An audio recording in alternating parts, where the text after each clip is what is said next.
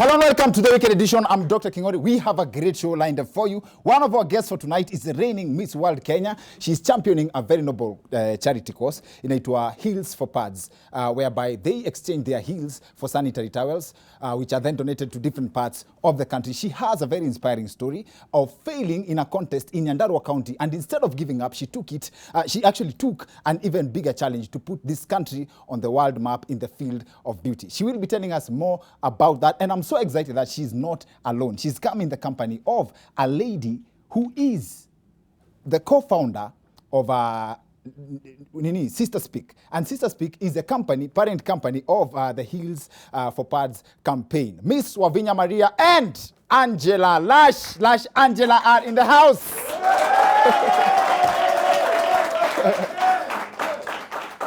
I think that's because I say that intro in a lash. But now, also in studio is the CEO of Ahadi Trust, an organization leading the anti-jigger campaign in Kenya. I could have talked about kicking jiggers out of Kenya, but then it hit me that you can't kick jiggers because the whole point of an anti-jigger campaign is avoiding jiggers from coming into contact with your feet. The gentleman behind this noble campaign against these parasites is one of our guests for tonight. Dr. Stanley Kamau is in the house.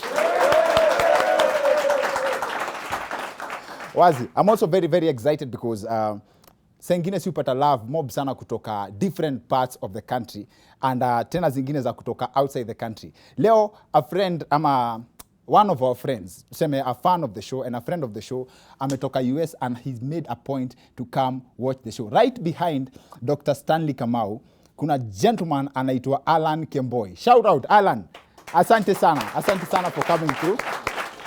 Asante sana mazee. Tuna appreciate your love na team diaspora wote na kila mtu anatuwatch kutoka home. Also, kama kawaida, I've got great news coming through. Zile call rates nimekuwa nikiwaambia ama nikiimba hapa za 1 shillings and 50 cents per minute ziko pale. All thanks to Telkom Kenya. More details coming up, but first, NYS suspect Phyllis Ngirita broke down following the freezing of her accounts, and this statement from a voiceover of sadness that she produced outside the courts stood out for Kenyans. Miaka mbili tumeteseka. Mimi leo nimeamka saa 11 kuja hapa kotini. Niko na mtoto anasoma, mtoto aliwacha shule. Mtoto sasa ameelekea kuwa chukura. Mimi huwa najifanyia pesa zangu. Pesa zangu zote ziko NYS, ziko paid in bills. Na mimi nimerequest tu wanifungulie tu account na nipe pesa kwa kukopa. Wamekataka kufungua hiyo account. So mtoto hata hawezi ongea Kijerumani. Mtoto anaongea nini? Kikuyu na Kiswahili ama Kizungu. Sasa mtoto amekuwa nikuja kuona vile nadhulumiwa kwa koti kila siku. Diritas wametolewa kama sacrifice, na mimi naomba president penye yako list ya NYS, hao watu wangejaa SGR. Hao watu wako wapi? Sisi tunateseka tukiambia 9 billion. Sasa hivi mtu huwezi enda muombe maji ya kunywa. Wanaonanga tu 9 billion. Yes, first of all, it's funny that ajasema ako innocent ama nini, but I'm no judge. And her claims may be legitimate. One thing I can tell for sure is that her definition of chokora is inaccurate. Ukisikia mtoto anajua Kizungu, Kiswahili na Kikuyu, what's the ideal kid that comes to mind? Remember our president. Oh my Lord, remember the president. Oh Lord, give them favor. Oh my Lord, give them courage. Now, aside from the controversial definition of chokora, there's a point most people missed. The fact that lack of money imefanya Kijerumani imeevaporate kwa akili ya mtoto von Bismarck brings up the point that what you speak is directly proportional to how much you have. Unafikiria kwa nini kukaa hivi ndio sign language ya kukosa kitu? Here's an even practical example of the relationship between pesa na vile mtu anaongea. Ushaipanda gari ya Kayole pale Mudhuru ukasikia watu wakiongeleshana. Silence. Najua kila mtu si kila mtu ameenda Kayole. So here's another example. Why do you think kila mtu anakanga kwa ile bench ya pale Hinton anakuanga amenyamaza? You get the message. That's the same reason there's a certain amount of money you need to have ndio hata usalimie watu kwa family gathering. This right here is a reaction that broke uncle gets akijaribu kutoa maoni kwa family gathering. I was thinking, as who? Now that's just how the world is designed. It's only Telkom that gives you a chance to talk hata ukiwa na pesa kidogo. with call rates zizo nasema za as low as 1 shillings and 50 cents. You talk for as long as you wish across all networks. Just and it's simple. Just load up airtime on your telecom line and dial *544# and subscribe to a package of your choice, and no one will judge you. In other news, Narok Senator Ledama Olekina was briefly arrested on Tuesday over utterances deemed as hate speech. But this element of where to sit down kwa gari ya polisi, which he was being transported in, really caught my eye. Let's go. Why don't you just cooperate? I'm cooperating. Don't create any scenes, unnecessary scenes. I don't create scenes. I will not press you. I have told you I am ready. It is the law. It is the law to be pushed inside. No, we are not pushing you. We're not pushing you. Please, just cooperate. Mheshimiwa, I must sit here. You must sit here? Yes. You don't spoil my jacket. I have to remove it. I won't. Excuse me. Let me stand up, remove it, and I sit in the middle. You know, I came out. Mimi, yero kwa nini? Hey, yeah. Let me tell you. There's no problem. A coward dies 1,000 lives. A soldier dies but once. And I'm ready. Please. Twende. A coward dies 1,000 lives. That was the second life ya senator. At first I thought Senator Ledama hakuwa anataka kukaa katikati kwa gari ya polisi juu amezoea Senate. So aliinsist kukaa kwa mlango ndio akae karibu na speaker. Kumbe hiyo drama yote was just so that polisi wasifinye koti yake, which if you ask me is an argument that does not make sense. What's the relationship between kukaa katikati kwa gari na kuharibu suti? Sijaiona Kalonzo na suti imekunjana. But the good thing I saw in all that is the police officer allowed the honorable senator ashuke, akatoa koti, alafu akakunja vizuri. Isn't it a great sight watching a police officer obeying court orders? Also, this week the national government has taken over the functions of the Nairobi County government. To put this into context, this is like the way we were taught in schools. A nuclear family has father, mother, and children. Alafu kwa ukuta, kuna picha imeandikwa Jesus is the head of this family. So basically, what happened in the context of the Nairobi family, ni the proverbial phrase here, nyinyi nimewaachia Mungu. Now, there is this video of a proposal gone wrong that has been doing rounds online for a better part of this week. Wow. Wow. Say yes. Wow. My money said no. Crazy. It came out of my relationship. It's my damn true, bro.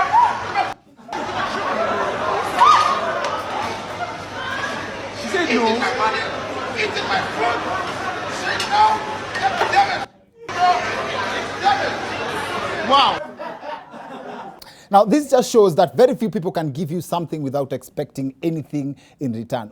Mse alibaia dem viatu na kuku, akafili kama amelipa dowry. So, for real, the guy probably felt entitled because he was not running a charity. His was an investment, which begs the question, what's the difference between charity, an investment, and show-off? And that makes the subject of our show tonight. In 2019, Kenyans were ranked as the most generous people in Africa by the Charities Aid Foundation, which again begs the question, kwani hao wengine ni wachoyo aje? Don't get me wrong. Hata unajua watu wako na roho ngumu hapa Kenya. Watu wa CAF ni kama wajasikia kuna maninja left group za matanga. Mtu anaikuwa kwa group ya matanga anachanga alafu anatoka. Hawa watu wa CAF walijaribu kuinterview watu wa Anko Saidia just to get an impression. Because hapo wangepata the real info ya vile watu treat Kizungu, Kiswahili na vernacular kama takataka. In fact, the new trick trick mpya kufanya inatumika ndio Wakenya watoe pesa ni Oncle Helfen. That's German for Anko Saidia. Now, but on a serious note, Kenyans are actually among the most generous people in Africa. And this is going by how we show up in solidarity to solve problems za fellow Kenyans. I can give examples hapa mpaka kesho. The famine situation ya Turkana tuliona hapa juzi. We have several crowdfunding initiatives, especially the medical bills, and so on and so on. And now to break down the idea of how charity works, we have put together the CEO of Ahadi Trust, Dr. Stanley Kamau, the reigning Miss World Kenya, Miss Wavinya Maria, and Lush Angela, who is the founder of Sister Speak, the parent company ya hiyo charity ya Heals for Pads. Now, please allow me to extend this conversation to the second part of the show. Huko ndio kuna henjem zaidi. See you guys in a bit.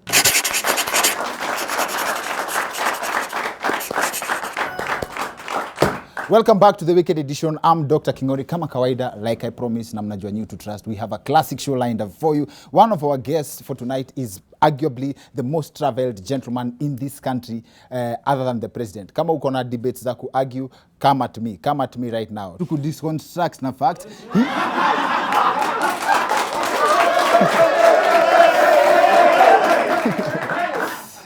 Kizungu mimi si mchache, naweza kuwa sijui German, but kizungu yangu si ya chokora. He has traveled to almost every village in this country for a noble cause ya fighting jiggers in this country. Dr. Stanley Kamau is in the house. Wazi. Also putting Kenya on the map as far as beauty is concerned. Alimaliza at number 6, sindio? That's correct. So technically, we are on set with the 6th most beautiful woman in the world. Kama uko na kesi kuja. Wavinya Maria is in the house. Asante sana. Alafu hapo kwa hiyo story ya beauty contest, ni bado iko kwa context of beauty. Kwa context ya beauty na beauty contest, unafaa ufanye charity for at least 1 year during your reign. And Miss Wavinya amekuja in studio na the lady who actually runs the organization, the mother company, the Heels for Pads campaign. Lush Angela is in the house. Asante sana. What we seek to address leo ni what is charity, how does charity work, na difference ya charity na show off ni gani, and the inspiration ya why people do what they do. Ukisikia story ya Dr. Stanley Kamau, I wish we can be able to exhaust as in which we can be able to cover as much as we can from all our guests for tonight. But Dr. Stanley, wakati tulikuwa tunaongea uliniambia yako story ya jiggers ina come from a personal place. Ulikuwa una deal nazo mpaka your nickname was quarter past, na best yako alikuwa anaitwa quarter to. So mlikuwa mnakutania half past. Mimi nilikuwa quarter to. Oh, quarter to. Na ilikuwa quarter past. Okay. Juu tulikuwa tunaenda hivi. Juu miguu vile zimekaa kombo. Yeah. Alafu how long did it take before miguu zako zirudi zikae? When I went to high school. Took me to wear shoes. Have you revenged enough for the times that you didn't used to wear shoes? I've fought the jiggers to that level where I've revenged. Wazi. Yeah. Miss Wavinya, karibu sana kwa show. Thank you so much. Asante sana. Feels good umetuweka on the map. And thank you so much for having us. Na Heels for Pads ideally ni ku-exchange your heels, yes. Alafu unapewa pads, then you donate. Yes. That's right. I'm assuming kama campaign ingekuwa imeshika sana ungekuja na flat shoes. Literally I remember I auctioned my winning heels, my Miss World Kenya competition winning heels. Yes. And these are my special heels for this event for tonight. Okay. Yes. As in, you auction them, alafu someone buys them? In exchange for sanitary towels. So how much did they go for? For 2,000 shillings. 2,000 shillings? Yes, wow. But now we exchanged that in form of sanitary towels of equivalent value. Na sasa Miss Angela Lush, nini ili inspire mchague specifically, mademo kona shida mo, but specifically heels? Tunajitanga Ministry of Confidence. So msichana akiva heels, she's very different. So when you wear heels, you have a different posture. You're more confident in how you approach the day. But when you're in flats, you're more casual and simple. So it's a twofold initiative. You've got people who are in university who technically don't have the ability to maybe to spend 1,000 on a new pair of heels, but can spend 500 and get a second-hand heel, which they can use for an interview. So this girl who's in university then in turn helps another girl who's on her journey to get to where she is. Look at how deep that is. Like heels in a portray personality, and sisi kama machali, I admit na naongelea wote wenye wako hapa na wenye wanawatch kutoka home, heels ina determine how tall you are or how short you are. Kuna kitu kingine tunafikirianga. Alafu when it comes to charity and giving, Dr. Stanley aliniambia kitu moja interesting sana. Nimuza, why do you give? Akaniambia, we don't give because we have excess. We give because we have access. Unaweza explain to yo kidogo? What I wanted to tell you is that like now, what they are giving, like the shoes and everything else. Yes. I don't have to have money to buy shoes, but I can come to your wardrobe, you give me a pair of shoes, and then I'll be able to give to the person who is in need. That way, I will not even have spent a coin. Maybe all that I have spent is a phone call and maybe transport to your house. So that, what that means is I don't have any excess money in my pocket, but I have been able to get a shoe from you and I give to the poor person who is in need. Maria, kwanza wewe uko na very interesting story. You have a nickname. Yes. Ya home. Yes. Ni? Maya. Maya. Maria anaitwa Maya for a very simple reason. Kungoa. Ama? Yes, definitely. So some people in my account, actually all my friends, some of them be like, Malia. And I'm like, no, it's not Malia, it's Maria. So a friend of mine comes in with a solution and she's like, so just call her Maya because it's so close to Maria instead of calling her Malia. Really? And, yes. And that nickname stuck? But Yeah, how do completely. drop Malia? Panda. It's closer to Malia Obama, isn't it? In the spirit of giving, kupeana, do you help everybody you see? Like, where do you draw the line? Like, unakuanga selective muchoyo ama selective giver? At first you have to identify the person who is really in need and what they really need. Okay. So that's what we do before we focus on the level ya msoto. Yeah, but also how is this idea kila mtu and you can't fix everyone's problems. There are places that you get to use your own resources because sahi ukisema ati you want someone to donate shoes, unampeleka kwa mtu who needs shoes, Yeah. you know? Yeah. That makes you a broker. Do you get to a point, you use your own resources? No. There is no charity without you using your sacrifices. For you to start a charity, you must sacrifice. You must have your own money. You're not going to ask people for money if you don't have money. Thank you. You cannot come from high school, go and do your degree, and decide to open an office, have a table, ask people to give you money to go and fight any kind of illness if you have not put your own resources into that. And some of these things to tell people, give me transport, then if you're not able to go and help somebody, then you are the ones who need more help. Good point. That's a good point. Let me tell you one thing. I'll talk about myself. I started Ahadi Kenya because I had already made some profits where I wanted to put into the organization to help the poor people. And even today, if I ask people for money, I never ask them to give me transport because you must also use your own resources to support those people. You don't have to go there. You can send a rider to take whatever. You don't have to be physically supporting somebody to be seen that you have supported. Today, if you tell me you have a primary school, I can tell you I'm going to give you 200 pairs of shoes. It's for you to take those shoes to the school. But if I give you, then you ask me for transport, you are making it an enterprise out of me. So the best thing we should learn is that if you don't have money to start an organization and to put the seed in it, stop doing that business because it's not charitable. It's not charity anymore. And we should be very, very careful because for me to come to you, I must show you what I've done with my little resources. I tell people that before I started Ahadi Kenya, I was richer than today.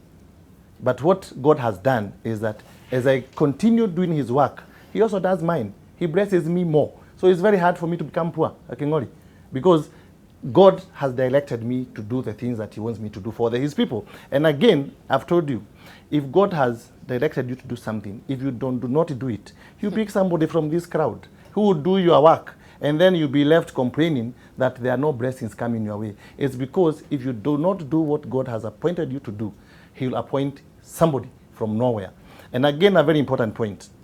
When you talk about charity, we only think about the poor people in the villages, the one without shoes, the one without sanitary towels. Everybody here is needy. Yes. Even you. Today I can come and tell you, no, you're very needy, by the way. Even you today, there's somebody who can come and do a CSR on you and a charity on you and improve on your life. And tomorrow you'll be the CEO of this Nation Media Group. It doesn't mean what giving. Do I need? What do I need? It doesn't mean. Even here, maybe there are students here who would want to do masters. They have no money. You can support. It doesn't mean they are poor. But charity is helping someone to move from a disadvantaged level to a very advantaged and a more dignified level. Before I let you go, one of our audience members had asked what they look for to qualify as Miss World to represent on the Nini wanaangalia then?